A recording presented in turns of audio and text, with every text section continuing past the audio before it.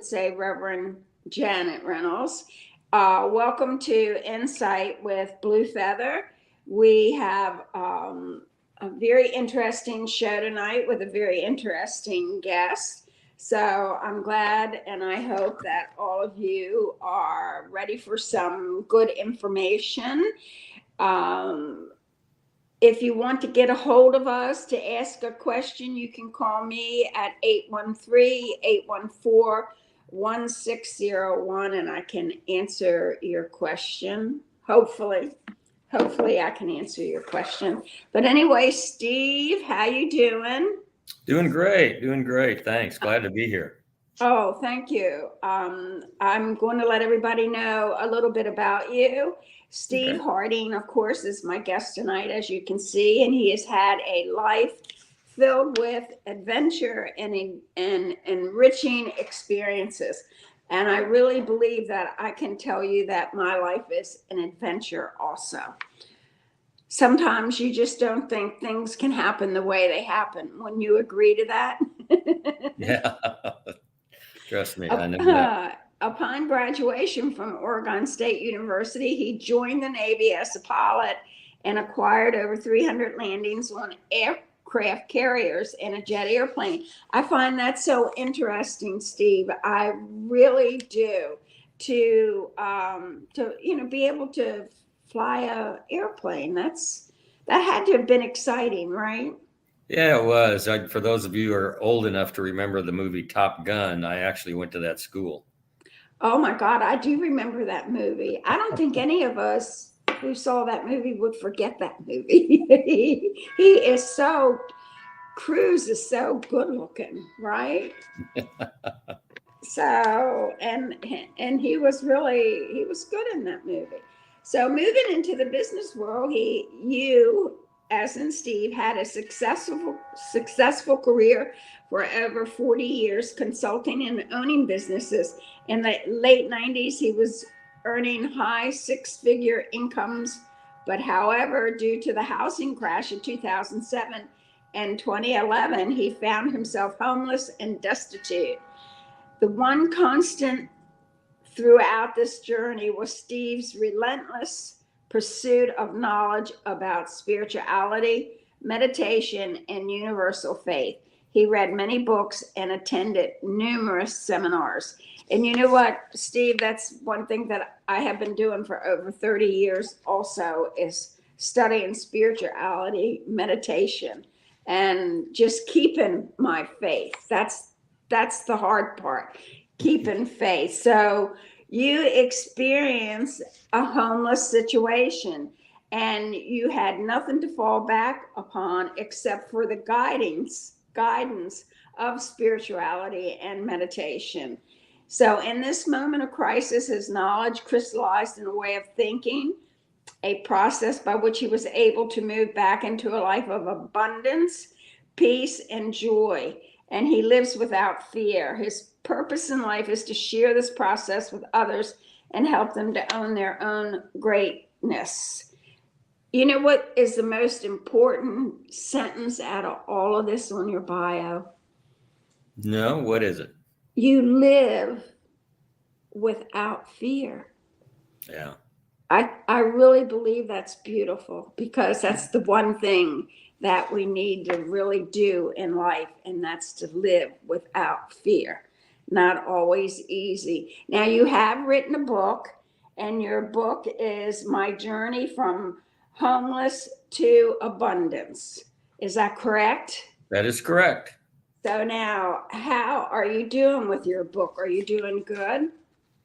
It's doing fine. Yeah, it's not a bestseller by any stretch, but I've got some really good people who are working with me and helping me with the social media, and we just redid my website. Actually, the lady just redid my website this afternoon, so it's coming along. It's That's good to know. Do you want to tell us your website? Yes, the website is ownyourown.greatness.com. Okay. On that website, talks a lot about what I believe and what I've learned. You can buy my book on the website, and I also have an online class that you can take. on the website as well. Okay, so before I really get into some heavy questions with you, what is your class, please? It's by the same name. It's an online class that I've developed. It's 7 lessons, and you can purchase it on the website. I think it's $49. Oh, okay. So that's very good. I'm glad to hear that. Yeah. All right, so now please tell me why this book and others like it is so important and what motivated you to write it. Well, the first part, why is any book like this, I think, important? If when I look at the world today, I see more and more division, more and more me against them, and people who go into a church and shoot people. The reason that they do it is because they feel so separated and so lost and so disconnected. So I think books like this are important because we cannot give up that effort to continually try to bring people back into an attitude of love and care and thinking about one another.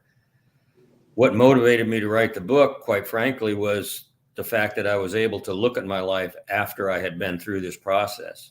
Mm-hmm. And I thought to myself, man, if I can help one person make this same transformation from where I was before to where I am now, I got to share it. And I think that's beautiful because right now, especially right now at present, I think there are many challenges out there. I really do. I think the past 2 years, almost 3, have been very challenging for all of us, wouldn't you say?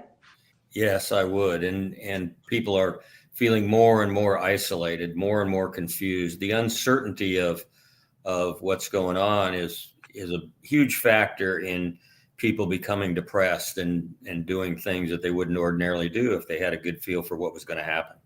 And you're very correct about that. And separation, the word separation, it really bothers me because so many are really separated, due to everything that is coming about. So now let me ask you this, please. When you say become totally responsible for your life and make conscious choices, what does that look like to you? Yeah, for me, that look like? Yeah, for me, and that was the first step that I had to do. When I found myself living in an abandoned house with no money and no water and no electricity, I became very angry. That was my first response. Mm-hmm. And I think what happened is that being angry and having that voice in your head going all the time is a really exhausting way to live. Mm-hmm. And I think what happened is my mind just got tired. And so it began to settle down and become more quiet. Mm-hmm. And when that happens, divine guidance is going to be there. Now, I didn't have any idea what divine guidance was at that point. But what I did realize is that as long as I was blaming other people and not taking responsibility for where I was at and the decisions that I'd made that brought me there, really what I was doing is giving my power to other people by blaming them. As long as I'm blaming them, there's nothing I can do to change it. So what I finally decided to do, and it was a tough pill, but I literally had to look at myself in a mirror and say, Steve, why did you choose homelessness? And take complete and total responsibility for where I was at that point. And when I did that, it was like I just felt lighter. I felt more powerful. The worst part about the situation I was in wasn't the discomfort. It was the hopelessness, the fear that I was going to be like that for the rest of my life. And once I took responsibility for it and accepted responsibility for it, then I was able to understand that the choices I'd made in the past were mine. And going forward, I could make different choices. And when I made different choices, my life would change. Mm-hmm. And So being conscious is so key, understanding that our thoughts control our life. But most people, I think, don't pay a lot of attention to what they're thinking about. They're sort of on a hamster wheel, sort of reaction mode, kind of like they're sitting in a movie, watching their life and reacting to what's going on to it. So to me, the first step was to take responsibility and then become conscious of my thoughts and begin to make choices. The best way I've ever heard it put was by Jack Canfield. I think most of us know, author of Chicken Soup for the Soul. But he said you should live according to a formula. And that formula is E plus R equals O. And what those mean is that our life is really a series of events. That's really all it is. They're not good or bad, right or wrong. It's just a series of events. So when an event occurs, we can do a couple of things. Number one, we can have a reaction, which is a knee-jerk kind of, I call it a Pepsi syndrome. You push a button and a Pepsi's coming out. Mm-hmm. The other is we could have a response, which is a more thought out process and way to deal with the event. And equals O means outcome. So the event plus your reaction or response to the event is going to result in an outcome. So what I learned from that is that to look at my life as a series of events, what I had to do is I had to go, when I recognized the event and I was conscious about what it was, then the next thing to do is I go to the outcome. I say, how do I want this event to turn out? Once I decide the outcome, then I can go back and choose the response that will result in that outcome. Mm-hmm. And the outcomes are actually what our life looks like. And either a response is conscious or it's a reaction that's automatic. And both of them are going to result in an outcome. Mm-hmm. But a response with the outcome in mind is going to result in a lot better life. Right. It's not always good to react to situations that come about. Is that correct? Yeah, I'll give you a perfect example. For a long time, I couldn't figure out why my body was completely and totally connected to somebody else's car horn. When somebody blew their horn at me, I mean, I got tense and I got angry and made gestures, and it was not good. The outcome was always negative. Mm-hmm. So what I came to understand is that the blowing of the horn was just an event. My reaction to it was what was creating the negative outcome. Mm-hmm. So what I realized is what I had to do is I had to think, what kind of an outcome do I want? I want peace and joy, no anger. So when somebody blew their horn at me, instead of reacting, I had a response of just looking in my mirror, moving over, letting them pass, no anger, and boom. Now I don't even hardly hear it when people blow their horn at me. Well, that's a good thing because I really believe in today's world, the driving is horrible. It's scary out there. It's very scary. I sometimes you really need to pay full attention to driving. You really do. And when you get older, it's harder. But anyway, to me, that's what making conscious choices, taking responsibility and making conscious choices means. And it's been a huge part of the transformation of my life. Right. It means not to react. It means, that's what you're saying? Is that correct? Right. React, but recognize it as an event and then decide how you want that event, how you want your life to look after that event. Then right. You've got a choice to make that response. Yes. And then your life turns out that way. Yeah. Right. Yeah. Well, reacting is not always good, especially if you have a temper. So that part's bad. But then I think life teaches us to control our temper, to be more patient, or at least I feel that I've come a long way with that. I really have. And being patient and not getting upset over it is not always an easy thing to do, you know? No, So you have to now, be aware. yes. So now in your book, you describe how thoughts literally create our world, which I'm very aware of that. Can you share with us a little about that? Yeah, what I have come to understand is that, and the way I describe it in the book and in the class, it's an understanding of the unity principle. And the unity principle goes back to 500 BC. They wrote about it in the Dead Sea Scrolls. But what it means is that we are literally all connected. There's really just one out there of which we are a part. And in the late 1800s, Albert Einstein and some people developed what's called quantum physics. Yes, I've And heard of. in short, what quantum physics says is there's nothing solid in the universe. Everything is energy. Mm-hmm. And our thoughts that we have affect that energy because it's vibrational. For example, the thought of love is a very high vibration. The thought of fear is a low contracting vibration. Mm-hmm.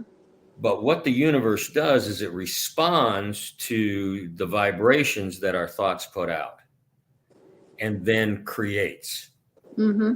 So literally with our thoughts, we are communicating with the universe. The universe is responding to those vibrations or those thoughts and literally creating our life.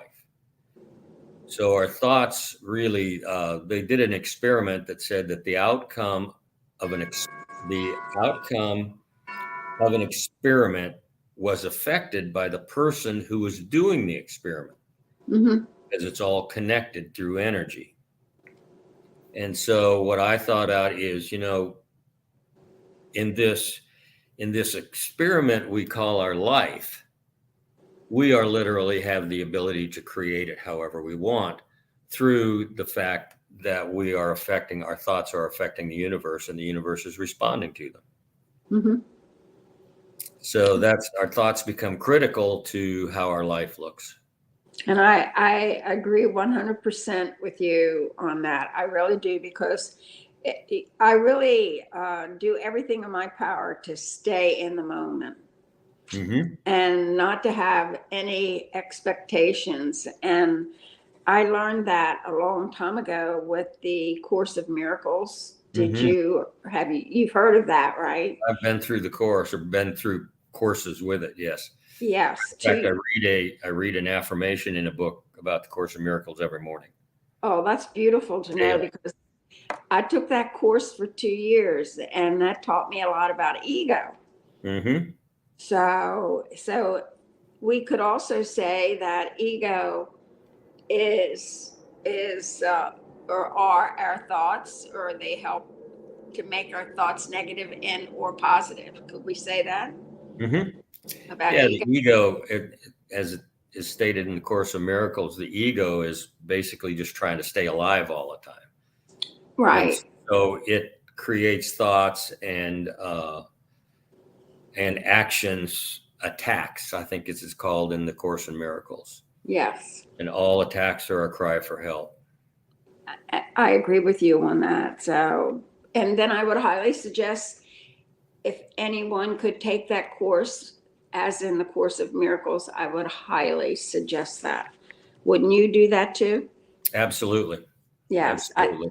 I think it's really a beautiful course. But now, explain what you mean when you say we need to be consciously responsible for our thoughts, and how can we do this? Yeah. Being consciously responsible for your thoughts is, as you just stated a few minutes ago, is to be aware. I think most of us get up in the morning, we jump on the hamster wheel, we go through our life that day reacting to what's going on around us. And then at the end of the day, we go, oh man, what happened? So what we want to do is to be able to be conscious of our thoughts, be aware of what they are, And what I have developed as a technique to do that is I create what I call triggers. Mhm. And triggers are, for example, when I brush my teeth twice a day, whenever I find myself brushing my teeth, I stop my thoughts and I get conscious to them. I say, what are you thinking now? What do you want to think about now? How do you want your thoughts to be? Another one is when I walk out of my condominium in the morning, when I open the door, I stop and I go, what am I thinking? What do I want my thoughts to be? What do I want my thoughts? What kind of a day do I want my thoughts to create? And what it is, it's kind of like, it's just an exercise that's, not subconscious thinking is a habit. We just do it automatically. Mhm. We don't ever have to do anything. What we can do is we can create little exercises to help us build that conscious thinking muscle. And that's what these triggers do for me. Yeah, when I turn my car on in the morning, that's another trigger. I stop. How do I want this trip to turn out? What are my thoughts about it? Mhm. And then I can focus on my thoughts and make them high vibrational, positive thoughts, which then results in a high vibrational, quality, loving, caring life. It all That's starts right here. good. That's good. Yes, it's all in our head, right? Mm-hmm. It's all in our thoughts and how we think it, and that's important to know. So now, how do our emotions fit into the fact that our thoughts create our life? Yeah. It's when we're if we think of the fact that we are operating in an energetic universe Mm-hmm. and there's nothing solid out there, and our thoughts attract to us from that energy the same vibration that our thoughts are going. So our thoughts are like the engine that drives our life, but our emotions are the horsepower behind the thoughts. So what we want to do is an analogy I use is when we go on vacation. Now, when we go on vacation, we plan it. We decide where we're going to go, who we're going to take with us, how we're going to get there. We take a map, we make reservations. We're doing all of this planning for a vacation.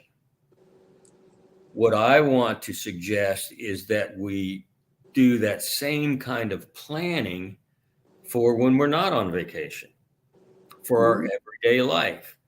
How do we want it to turn out? What do we want it to look like? What kind of things do we want to accomplish? What do we want to do? And as you do that, you'll automatically visualize what you want these things to look like. Mm-hmm. And as you begin to visualize them and literally feel them, you will feel the emotion that goes along with those visualizations. Mm-hmm. The strength and the power of that visualization, of that emotion, really amps up how powerfully and quickly the universe responds to your thoughts. I'll give you an example that happened exactly to me, and that is when I was homeless, I was constantly building my gratitude muscle. Started out by just two things: being glad I was in a house, I wasn't under a bridge, and I was healthy. And every morning I would be grateful for those two things. Mm-hmm. And what happens is that muscle begins to grow, and eventually you can learn to be grateful for things that you don't have in your life yet. For example, income. My income was zero. And I began to feel grateful and what that takes is faith. It takes faith the size of a mustard seed. Mm-hmm. Now, quantum physics is the only scientific thing on the planet that will explain the faith the size of a mustard seed. because you begin to develop that faith, and you feel the emotion and the gratitude of that faith, and the universe then responds. So I was in the house, and I got a phone call one day after I was doing these gratitude exercises. And it was a phone call from a guy that I hadn't seen or heard from in over 2 years. He lived in Phoenix. He just called out of the blue. And he asked me how things were going. And I said, well, going real good. And so he said, hey, did you ever look into that opportunity that we talked about when you were here? And what it was Social Security. And I was 64 at the time and hadn't thought anything about it. But here comes this call out of the blue. And so I plugged the information, went to socialsecurity.gov, plugged in the information, and my income went from zero to enough money to pay my bills, rent a condominium, and buy food. Oh, and you didn't realize you had Social Security coming? Never entered my head. Never. Really?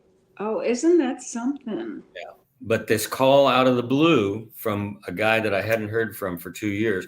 And what generated that call, Janet, is my gratitude and my intention to make my life better and feel good because I knew it could happen.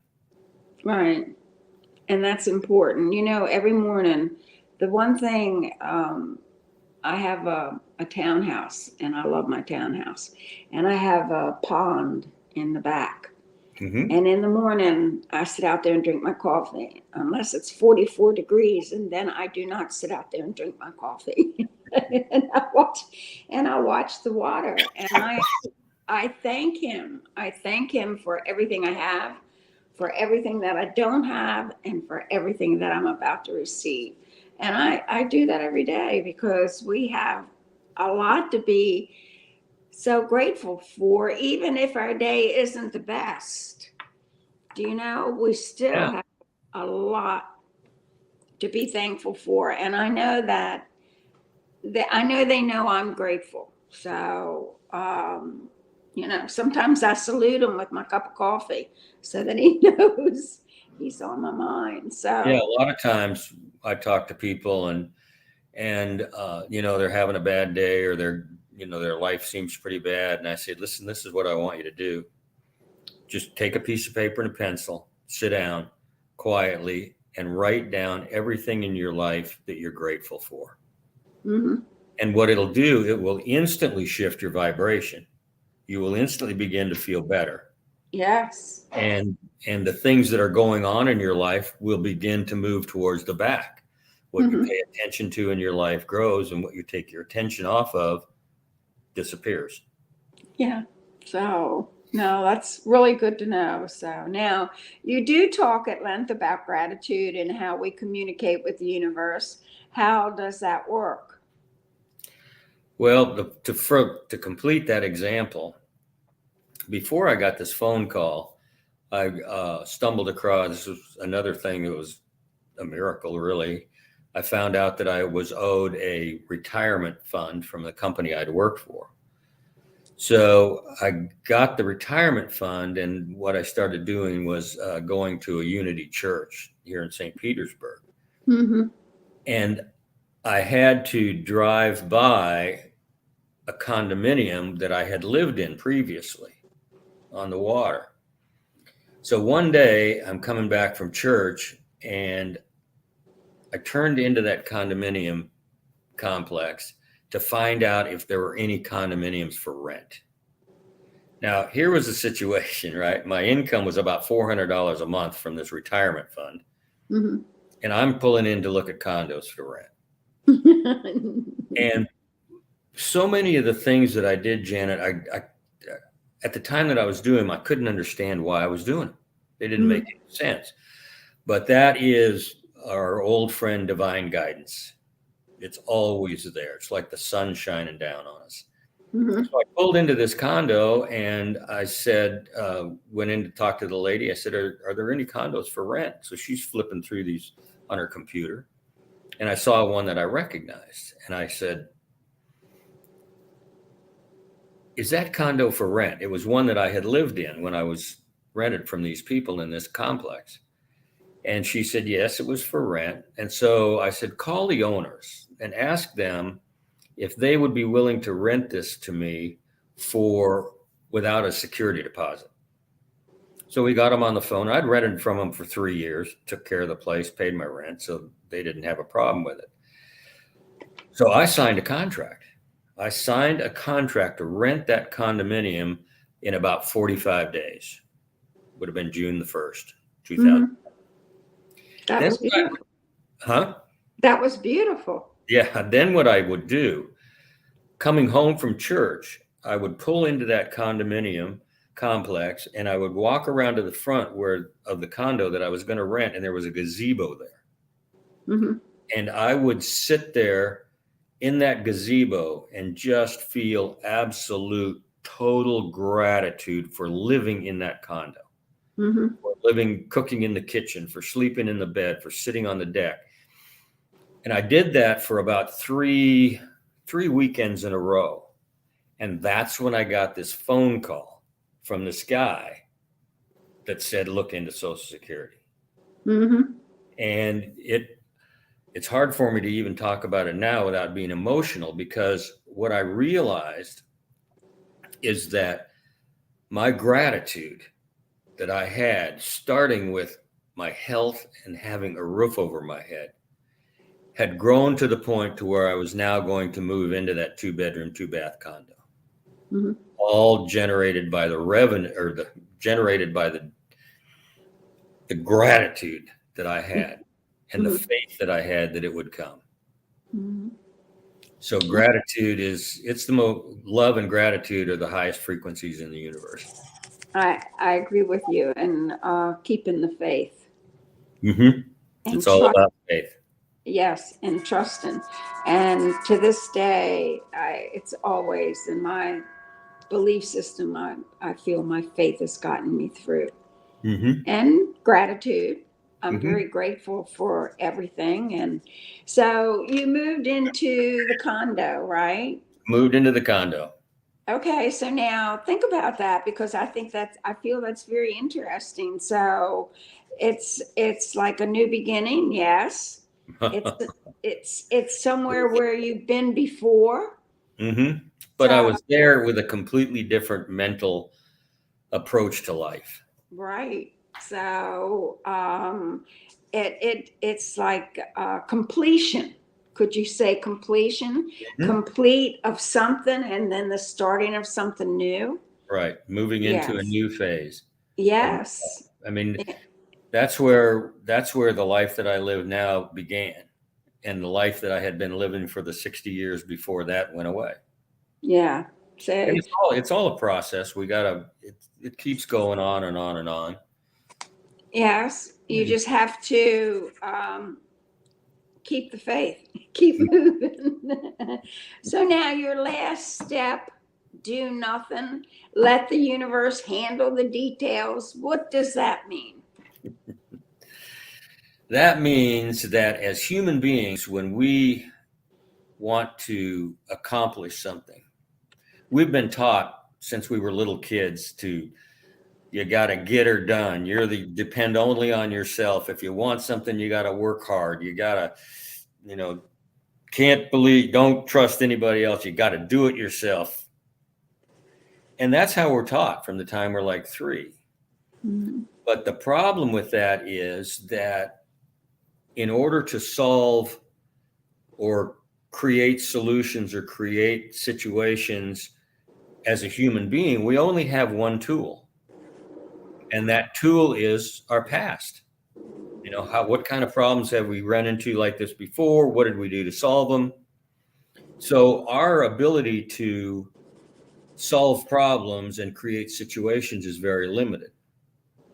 The universe, on the other hand, is an infinite field of all possibilities.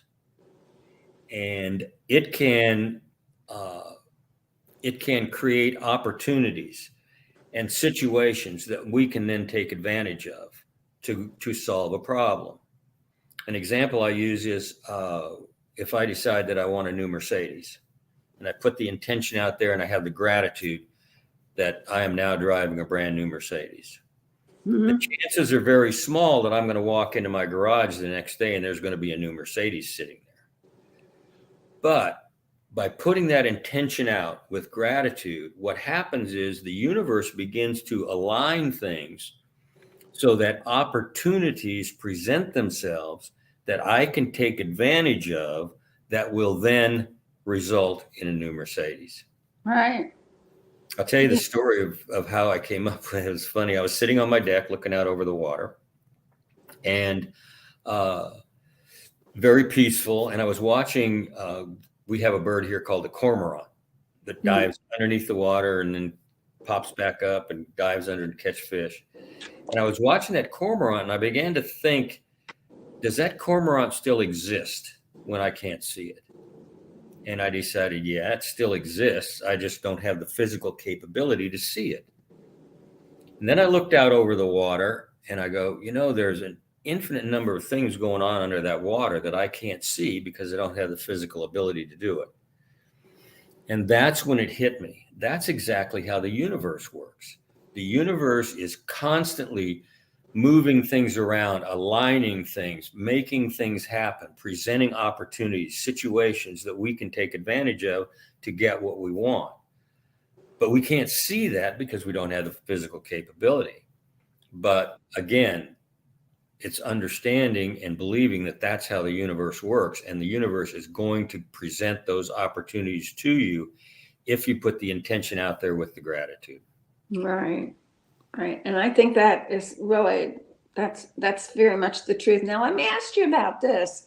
What is your feelings about a vision board? Because a lot of times I put stuff on a vision board and then that way I see what I want and then I tell universe, this is what I want. And then that way I have it on the vision board.